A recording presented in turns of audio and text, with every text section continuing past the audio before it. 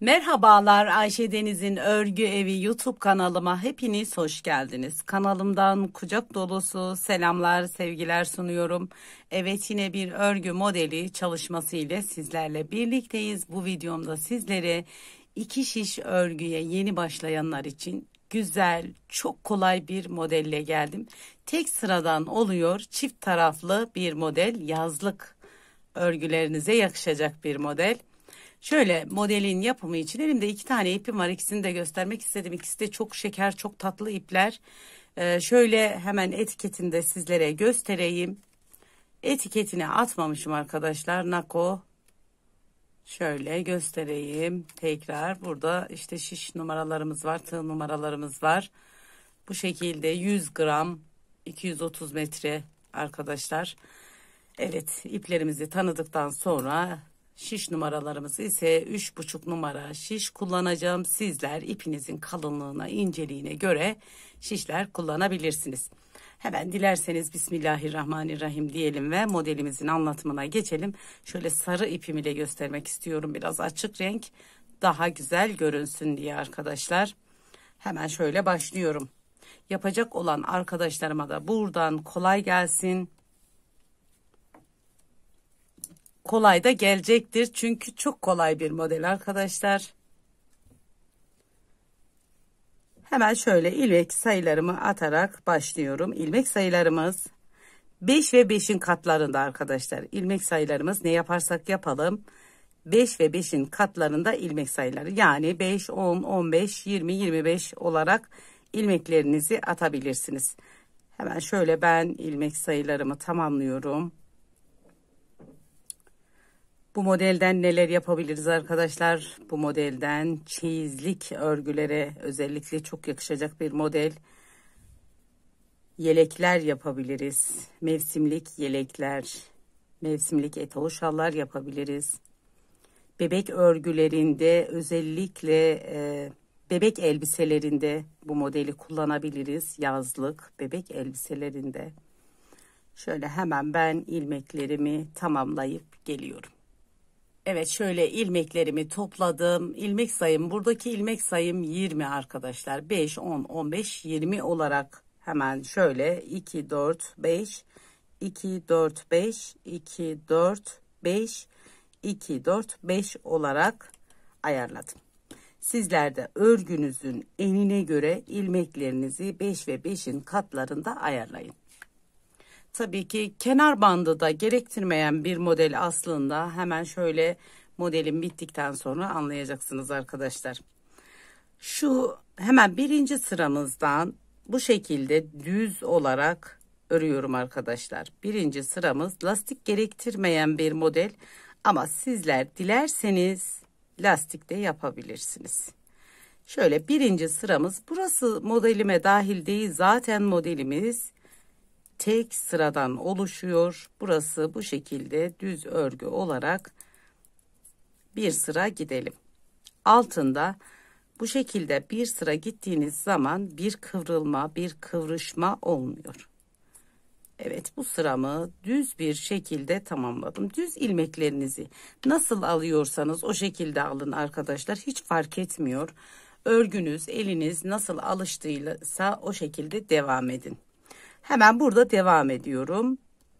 Birinci sıramız zaten modelimiz bir sıradan oluşuyor. Kenar ilmeğimi örmeden aldım. Burada 1, 2, 3 tane düz ilmeğimi ördüm. Modelimiz ajur ve haroşadan oluşuyor arkadaşlar. Bu kısmımız haroşa. Burada ise ajur bölümünü oluşturacağız. Hemen burada yapacağımız, bir kez ipimizi şişimize doladık. 2 tane ilmeğimi ters bir şekilde ördüm. Bu kadar. Modelimizi bir kez kurduk. Tekrar 1, 2, 3. 3 düz. 1 doladım. Hemen 2 tane ilmeğimi ters bir şekilde ikisini bir ördüm. İkinci modelimizi kurduk. 1, 2, 3. 3 tane ilmeğimi düz ördüm. Bir doladım. Yine tekrar bir tane ters ilmeğimi ördüm. Burada da 4 tane kenar ilmeğim ile birlikte 4 ilmeğimiz burada olduğu gibi arkadaşlar. Hemen buradaki ilmeklerimi de düz bir şekilde 1, 2, 3, 4. Buradaki ilmeğimi de düz bir şekilde ördüm. Hemen modelimi bir kez daha anlatayım arkadaşlar. Kenar ilmeğimizi örmeden alıyoruz. 1, hiç değişen bir şey yok. Aynısını devam ediyoruz. 2, 3. Kenar ilmeğimden sonra 3 tane ilmeğimi düz ördüm. Haraşo bölümü ve ajur bölümüne geldiğimde bir tane doladım. Buradaki artırmış olduğum ilmeğim ile bir tane burada düz ilmeğimi, haraşo ilmeğimi hemen şöyle ikisini bir şekilde aldım. Yani buradaki ilmeğimiz, biri eksilttiğimiz ilmeğimiz, yani ikisini bir aldığımız, biri de doladığımız ilmeğimizi ikisini bir şekilde aldık. Devam ediyorum. 1, 2, 3. 3 düz ilmeğimi ördüm. Bir doladım. 2 tane eksiltmiş olduğum ilmeğim ve artırmış olduğum ilmeğim burada arkadaşlar. Hemen ikisini bir ters bir şekilde ördüm. Tekrar devam ediyorum. 1, 2, 3. Tekrar bir tane artırdım. Eksiltmiş olduğum ilmeğim, artırmış olduğum ilmeğimi yine bu şekilde ters bir şekilde ördüm. 1, 2, 3 ve 4. 4 tane ilmeğimi düz. Arkadan da önden de düz bir şekilde örüyoruz arkadaşlar. Devam ediyorum. Yine şöyle yeni başlayanlar için dedik başta. Hemen şöyle kenar ilmeğimi ördüm. Bu kısımlarını hızlı geçeceğim. Elimi takip edin arkadaşlar. Şöyle 1, 2, 3 düz artır. İkisini birlikte ör. Tekrar 1, 2, 3 düz haroşa kısmımız, ajur kısmımız, bir artır, ikisini bir bu şekilde kes. Tekrar 1, 2, 3 artır, ikisini bir ters bir şekilde ör. 1, 2, 3, 4 kenar ilmeğim ile 4 ilmeğimizi örelim. Hemen bir sıra daha kenar ilmeğimi örmeden aldım. 1, 2, 3 düz artır, ikisini bir ters ör. Tekrar 1, 2, 3 düz artır, ikisini birlikte ters ör. 1, 2, 3 düz artır, ikisini birlikte ters ör.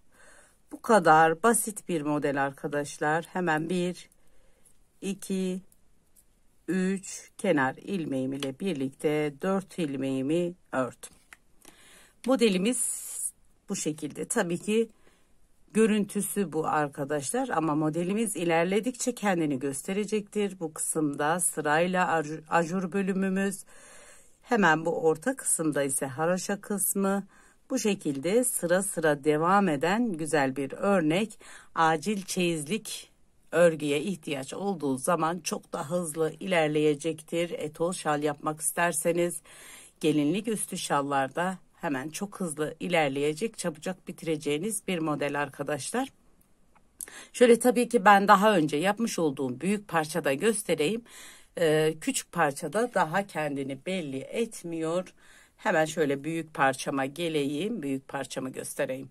Büyük parçamı da aynı bu şekilde 2,5 numara şiş bu ipim ile kullandım. Aynı marka ipimiz, bu ipimizle aynı marka. Siz farklı iplerde de deneyebilirsiniz ama ip çok hoşuma gitti. İp güzel yazlık örgülere gidecek bir ip. Siz dilerseniz bunu ince alize şallarda deneyebilirsiniz. Tek sıra olarak şöyle ipimi de alayım, üzerinde ipim var.